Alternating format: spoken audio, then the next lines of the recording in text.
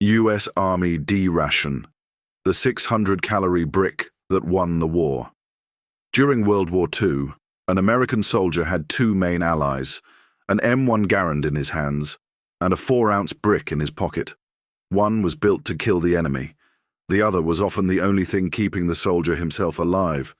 This plain brown brick, weighing 113 grams, had nothing in common with the chocolate you know. Soldiers called it Hitler's secret torture and the jawbreaker. They joked it was only good for building bunkers. Marines on Guadalcanal wrote home, "They should drop these things on the Japanese. When they hit, they kill more reliably than grenades." But this bar was so hard you couldn't bite it in freezing weather. Men snapped bayonets trying to break it into pieces, so bitter they washed it down from a canteen, grimacing like they'd just swallowed castor oil. So, dry it pulled the moisture out of your mouth in seconds. And so important that over the course of the war, the United States produced more than 500 million of these bricks, about 3 for every Allied soldier. This was the U.S. Army D-Ration, the most mass-produced, most hated, and most essential ration in the history of warfare. A 600-calorie feat of engineering developed in Hershey's labs on a direct order from the Pentagon. A ration that didn't melt in the jungles of New Guinea at about 122 degrees Fahrenheit and 100% humidity. Didn't freeze in the Ardennes forests at about minus 22 degrees Fahrenheit. Didn't spoil without refrigeration for 2 years, and saved more lives than penicillin and blood plasma combined. While German troops were being knocked out by dysentery in Africa and Japanese soldiers were starving on isolated islands, an American GI could survive for 3 days on 3 D-Ration bars. This was logistics turned into a weapon, calories packed like ammunition. Today we're breaking down how a chocolate bar became a secret weapon of the war, how Hershey's solved an engineering problem German chemists couldn't, why the army demanded it be only slightly better than boiled potatoes, and why this brick belongs in the same league as the Willys Jeep, the Sherman tank, and the Normandy landings. My name is Alex, and this is WW2 Uncovered, where technology becomes history, and history becomes the engineering of survival. Hit like if you're interested. Subscribe if you want more stories like this. Let's start with what you would have been holding if you opened an American infantryman's field bag in 1944. The D-Ration is a rectangular bar measuring approximately 3.8 by 2.1 by 0.75 inches, exactly 4 ounces, 113 grams. For comparison, a modern Snickers weighs 52 grams and slips into a jeans pocket. The D-Ration was twice as heavy and about the size of a deck of playing cards. The color was a dirty brown, almost black. The surface was matte and rough, like unfinished wood. The texture was dense with no pores. Drop it on a rock and it wouldn't crumble. It would bounce off with a metallic clink. Now the ingredients. This wasn't just chocolate. It was an engineered formula for survival. Chocolate, 36.32% by weight. This was not Hershey's milk chocolate, but rather a bitter, technical-grade chocolate. Raw oat flour, 4.54% by weight. It was responsible for making the bar as hard as a brick. Sucrose, 36.32% by weight. This provided quick carbohydrates for immediate energy. Skim milk powder, 15.89% by weight, for protein and calcium. Cocoa butter, 6.81% by weight, fat for longer-lasting fullness. Vanillin, 0.11%, vitamin B1. Minimal flavor, so it wouldn't be too enjoyable. 600 calories, enough energy for 4 to 6 hours of marching under a full load, or 12 hours of holding a defensive position, or a full day lying motionless in a sniper hide. The packaging was a work of art in its own right. 2 layers of paraffin-coated paper sealed with wax. Inside, an extra layer of aluminium foil. All of it fit into a cardboard box treated with a water-repellent coating. The result: a D-Ration could sit in the swamp mud of Bougainville for a week and still be edible. It was submerged in seawater, buried in the sands of the Sahara, dropped by parachute with no cushioning, The defect rate, under 2%. Melting point, 49 degrees Celsius, 19 degrees higher than ordinary chocolate. The secret was the oat flour, which bound the cocoa butter at a molecular level. One veteran of the 82nd Airborne Division recalled, "The first time I tried to bite into it, I thought they'd accidentally issued me a piece of tank armor. I had to shave it with a knife like a pencil and suck on the shavings." That was the D-Ration. Not food, a survival tool. Not a treat, fuel for war. Now, let's talk about how this brick came to be, and why creating it was harder than designing a new tank.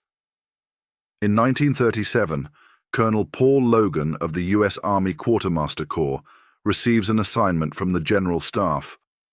Create an emergency ration for the soldier. The requirements are absurd. Requirement number 1. Weight, no more than 4 ounces. The soldier is already hauling about 30 kilograms of gear. Requirement number 2. Calories, at least 600. 1/3 of a daily intake in a single bar. Requirement number 3. It must not melt in temperatures up to plus 49 degrees Celsius. Africa, the Pacific, chocolate can't turn into sludge. Requirement number 4. It must not freeze at minus 40 degrees Celsius. The Ardennes, Alaska, Russia. Requirement number 5. Shelf life. At least 1 year without refrigeration. Nobody knows where this ration will end up. Requirement number 6. It has to survive a drop from 10 feet. Paratroopers, airdrops. And the most cynical one, requirement number 7. It had to taste only slightly better than boiled potato. That's a direct quote from the specification. The Army was afraid soldiers would eat the emergency ration casually, instead of saving it for when they truly needed it. Logan takes the problem to America's top candy companies. Every one of them says no. Technically impossible. Chocolate is finicky. It melts at about plus 32 degrees Celsius. Fats go rancid. Sugar crystallizes, all except one man. Samuel Hinkle, Hershey's chief technologist, 52 years old with 30 years in the confectionery business. A man who knew more about chocolate than anyone in America. Hinkle understood right away. Standard chocolate wouldn't work. This needed an entirely new formula, so he started experimenting. Problem number 1. Melting. Solution. Oat flour. It binds the fats at the molecular level, raising the melting point by 17 degrees. Problem number 2. Fats turning rancid. Solution. Cut cocoa butter down to 3% and rely on antioxidants naturally present in cocoa powder. Problem number 3. Taste, or rather, the lack of it. Solution. Remove the milk, reduce the sugar, push the bitterness. Hinkle added just enough vanillin to make the bar swallowable, but not enough to make you want to eat it. The development took a year and a half, and 750 prototypes. In April of 1939, the U.S. Army approved the formula, 2 months before the Second World War began. Hinkle had created something that didn't exist in nature, chocolate that behaved like metal, food that functioned like a tool, a formula the Germans, the Japanese, and the British could not copy. And that is exactly what gave the American Army its decisive advantage in logistics. December of 1941. Pearl Harbor. The United States enters the war, and the D-Ration goes from an experimental project to a weapon of mass production. By the end of 1942, Hershey's plant in Pennsylvania is running 3 shifts, 24 hours a day. Civilian chocolate lines are shut down completely. Everything is for the Army. 1942. 100 million bars. 1943. 180 million. 1944. 230 million. Total for the war, more than 500 million D-Rations. Line them up end to end, and it's the distance from New York to Tokyo and back, twice, North Africa, Operation Torch. The temperature in the shade hits about 117 degrees Fahrenheit. British chocolate rations turn into brown sludge in 20 minutes. Germany's Scho-Ka-Kola melts right inside its metal tins. The D-Ration stays solid. American units can fight in the desert for weeks without depending on hot meals. The Pacific, Guadalcanal, 100% humidity, about 100 degrees Fahrenheit. Canned food rusts in 3 days. Bread turns moldy in 1. The D-Ration survives. The sealed wrapper keeps water out. The oat flour helps prevent mold. 1 bar is a guarantee you won't starve, even if resupply doesn't show up for a week. December of 1944. The Battle of the Bulge. Temperatures drop to about -18 degrees Fahrenheit. The German offensive cuts American units off from supply. The 101st Airborne Division is surrounded at Bastogne. No ammo, no medicine, no hot food. But there is D-Ration. From the diary of Private Donald Burgess, December 23rd, 5th day on D-Ration. My jaws hurt from chewing. But we're holding. The Germans probably think we're eating rocks. Maybe they're right. In 7 days of siege, the soldiers in Bastogne ate 47,000 D-Ration bars. That's 28 million calories, energy that helped hold the town until relief arrived. June 6, 1944. Operation Overlord. Every soldier in the first wave gets 3 D-Ration bars. Not K rations. Not C rations. D. Because when you crawl out of icy water onto Omaha Beach under machine gun fire, you don't need fancy packaging. You need a brick that won't get soggy, won't break, and will give you enough strength to reach cover. The D-Ration went from Normandy to the Elbe, from Guadalcanal to Okinawa, from Casablanca to Berlin. This wasn't food. It was fuel for war, calories packaged like ammunition, logistics turned into a weapon. Now let's take a look at what soldiers in other armies were eating, and why the American D-Ration was miles ahead of every equivalent. We'll start with the German Scho-Ka-Kola. Chocolate, coffee, cola. An energy chocolate issued to the Wehrmacht and the Luftwaffe. It came in a round metal tin about 7 centimeters across. Weight, 100 grams. Calories, 530 kilocalories. Ingredients, milk chocolate, caffeine from coffee, and cola extract. The taste? Excellent. The problem? Just one. It melts at +32 degrees Celsius. Rommel's Africa Corps lost up to 40% of its chocolate rations because of the heat. The tins would bake in the sun, the chocolate would melt and mix with condensation inside. Soldiers ended up drinking it like hot cocoa, burning their mouths. Next, British ration chocolate. Dark chocolate for His Majesty's Army. Weight, 115 grams. Calories, 620 kilocalories. Ingredients, bitter dark chocolate with a higher cocoa content. Melting point, +38 degrees Celsius. Better than the German one, but still not enough for the tropics.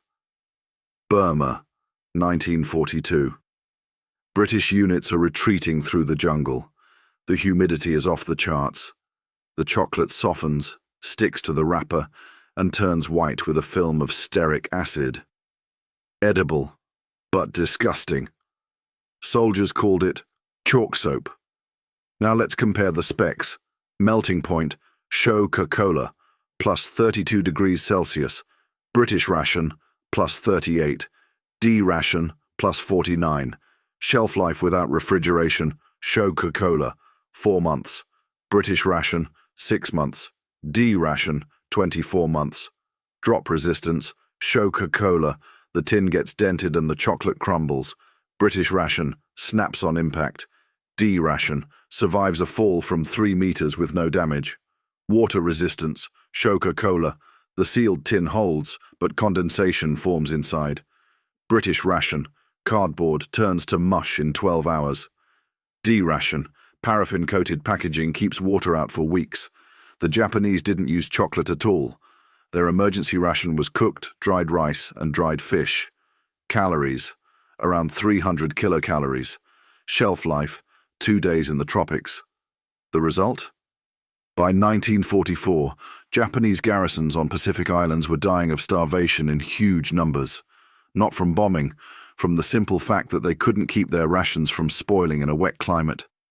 The D-Ration wasn't just better, it was a different level of technology. It's like comparing a Mosin Nagant rifle to an AK. Both fire, but one is a weapon of the past, and the other belongs to the future. An American soldier could survive where a British, German, or Japanese soldier would die of hunger. Not because he was braver, but because he had a better tool for survival. May of 1945. The war is over. The D-Ration is no longer needed. Contracts with Hershey's are terminated. The production lines shut down. End of the story. No. The beginning of a revolution. Every protein bar you see today is a direct descendant of the D-Ration. Snickers, Mars, Twix. The entire energy bar industry was born out of wartime food technology from 1941. Mission accomplished. And it's still being accomplished today. So what was the D-Ration, really? It wasn't chocolate. It was a philosophy of survival, frozen into 100 grams of cocoa and oat flour.